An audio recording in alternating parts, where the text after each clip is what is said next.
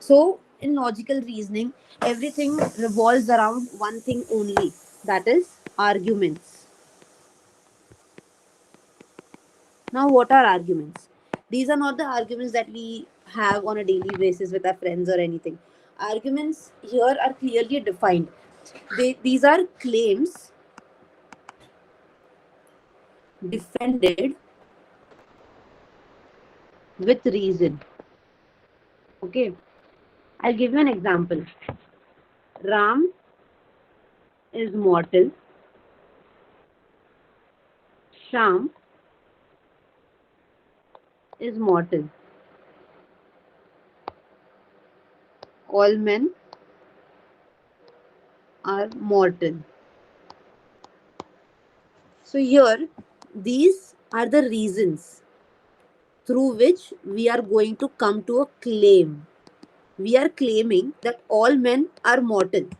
For that, we are giving a reason. We are giving an example that Ram is mortal, Sham is mortal. We can write, for example, Amina is mortal. Oh, sorry, all men, right? So we can write Saad is mortal.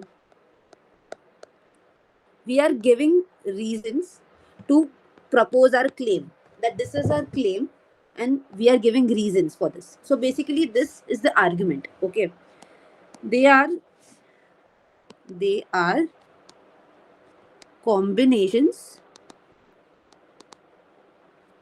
of statements made that are intended to change the minds of people. Okay, so argument has reasons and a claim. So these reasons are also called premise. Okay, in logical reasoning language, these are called premise. You need to keep that in mind. And this is called the conclusion. The statements are called the premise, and the claim that we are claiming is called as the conclusion. Okay, so basically, premises are nothing but propositions, or you can say statements that directly support the conclusion. Here, we can say that since we are including all men. We are giving examples also. So this shows that our statements are supporting our conclusion, right? A conclusion is what an author or an individual wants the people to believe, accept, or do. Okay, so let's move forward and see what a premise is. Okay, a premise is an argument. A premise of an argument is something that is put forward as truth, but which is not proven. So to prove that premise, we have a conclusion, right? Whatever I explained here was for that only. So basically, if we look into it,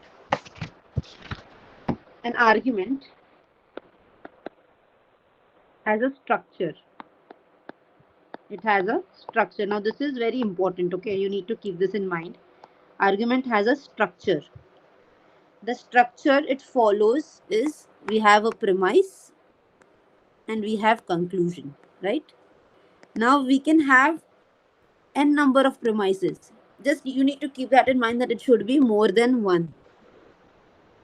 So we have premise 1, we have premise 2, and we have a conclusion. This is the standard form of an argument.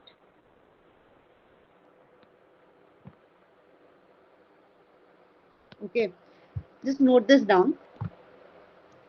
The premise. So the premise can be true or false.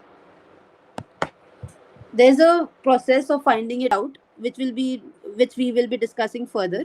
So basically, the nature of the premise can be true or false. Okay.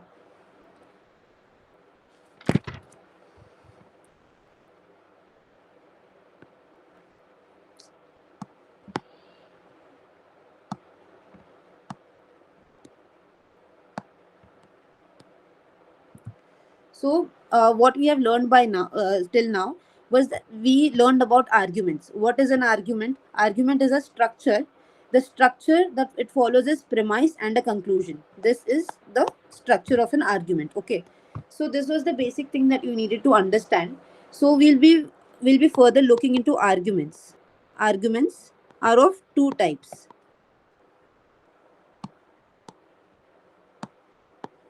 One is deductive argument, one is inductive argument. You are doing your master's, so you know what is deductive and inductive. You must have heard about deductive and inductive earlier. So basically, deductive arguments are something which goes from specific, sorry, my bad, from general to specific. Now, what do we mean by this, general to specific? For example, we we are stating a universal thing. Okay. For example, all men are mortal. This is a universal thing. How did we? This is a general thing. Okay. From this general thing, can we say that Ram is mortal? Since Ram is a man, Ram is mortal. Can we say Sham is mortal? From a universal thing, from a general thing, we are going down to specific, to one specific person. From all, we are going to one specific person. So this is what is called as deductive. From generality, from universalism, we are moving down towards specificism. Okay. The opposite is inductive. In inductive, we go from specific to general. This will be the total opposite of deductive. Okay. So here it will be Ram is mortal, Sham is mortal. These are specific things. Specifically, we are targeting on one person. In conclusion, we say that all men are mortal? So this is the basic idea of deductive and inductive arguments. Do you have any doubts in this? Not so far. Awesome.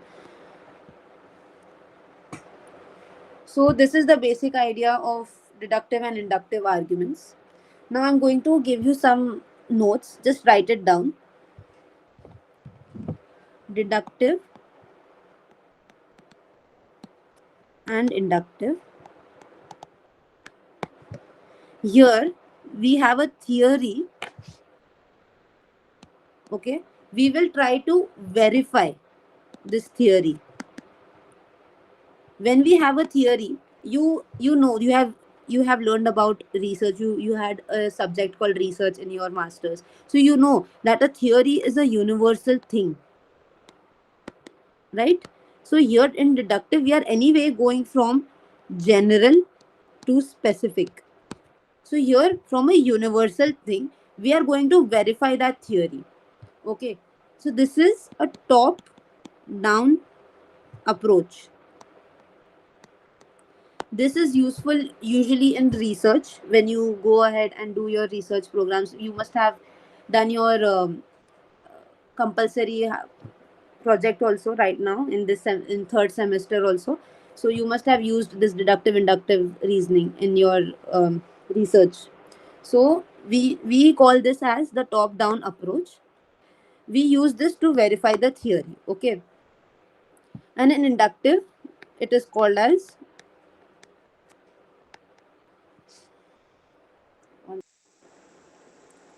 so this is called as bottom up approach. Okay. Here we will make an observation.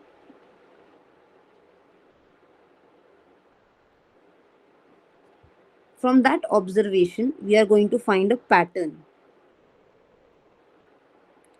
And from that pattern, we are going to come to a hypothesis.